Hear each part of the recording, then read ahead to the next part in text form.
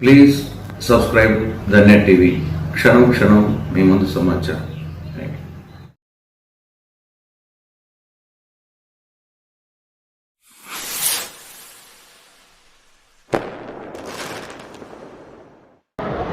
ఇక్కడ విచ్చేసిన పాత్రికేయ మిత్రులందరికీ హృదయపూర్వక నమస్కారాలు తెలియజేస్తూ ఈరోజు సోదరులు కరుణాకర్ యాదవ్ గారి ఆధ్వర్యంలో నిర్వహించిన ప్రొద్దుటూరు బహుజనుల ధర్మ పోరాట సభకు విచ్చేసినందుకు చాలా ఆనందంగా ఉంది.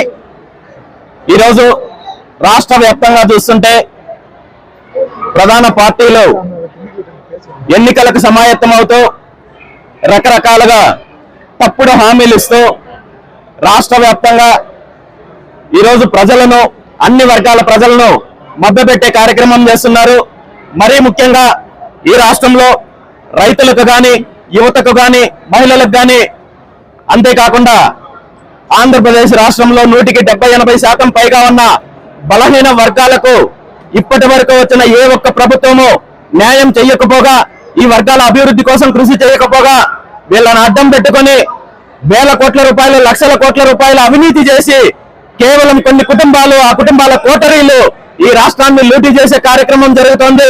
ఈ రాష్ట్రంలో ఏ పార్టీ అధికారంలోకి వచ్చినా బలహీన వర్గాల ప్రజలు కావచ్చు, అదేవిధంగా బీసీలు, ఎస్సీ, ఎస్టీ, మైనారిటీ వర్గాలు కావచ్చు, అన్ని రకాలుగా అన్యాయం జరుగుతోంది. రాజకీయంగా, ఆర్థికంగా, సామాజికంగా కేవలం ఓటు బ్యాంక్ రాజకీయాల కోసం ఉపయోగించుకుంటూ అధికారాన్ని కేవలం కొన్ని కుటుంబాలు మాత్రమే అనుభవిస్తూ ఈ రాష్ట్రానికి, ఈ రాష్ట్ర ప్రజలకు అన్యాయం చేసే కార్యక్రమం జరుగుతోంది. ఈ రాష్ట్రంలో రైతులకు మంచి జరగాలంటే, యువతకు మంచి జరగాలంటే, బడుగు బలహీన వర్గాలకు మంచి జరగాలంటే, రాజకీయ ఆర్థిక స్వాతంత్రం రావాలంటే ఖచ్చితంగా ఈ రాష్ట్రంలో రాజకీయ ప్రత్యామ్నాయం కావాలని రాష్ట్రంలో ఉన్న అన్ని వర్గాల ప్రజలు కోరుకుంటున్నారు.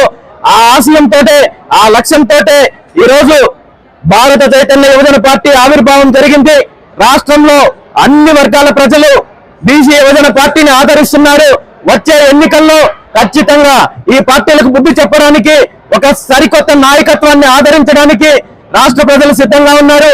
ప్రొద్దుటూరు నియోజకవర్గంలో గత కొన్ని సంవత్సరాల పాటు ఇక్కడ ఎలాంటి రాజకీయాలు జరుగుతున్నాయో, ఏ విధంగా దోపిడీ జరుగుతుందో, అధికార పార్టీ నాయకులు, ప్రజాప్రతినిధులు ఇక్కడ ఏ విధంగా లూటీ చేస్తున్నారో, అవినీతి చేస్తున్నారో, ఏ విధంగా సామాన్యులను తప్పుడు కేసులు పెట్టి వేధించే కార్యక్రమం జరుగుతుందో, ఇక్కడ బీసీ వర్గాలకు సంబంధించిన హత్యలు ఏ విధంగా జరుగుతున్నాయో, అదేవిధంగా సొంత పార్టీకి సంబంధించిన బలహీన వర్గాల నాయకుల్ని ఏ విధంగా అవమానపరుస్తున్నారో ప్రొద్దుటూరు నియోజకవర్గ ప్రజలు గమనించి ఈసారి ఒక సరికొత్త నాయకత్వానికి అవకాశం ఇవ్వాలని, కరుణాకర్ యాదవ్ గారు లాంటి కొత్త నాయకత్వానికి మద్దతు తెలపాలని చెప్పి కోరుకుంటూ ఈ కార్యక్రమానికి నన్ను ఆహ్వానించిన ప్రతి ఒక్కరికి కూడా హృదయపూర్వక ధన్యవాదాలు తెలియజేస్తున్నాను.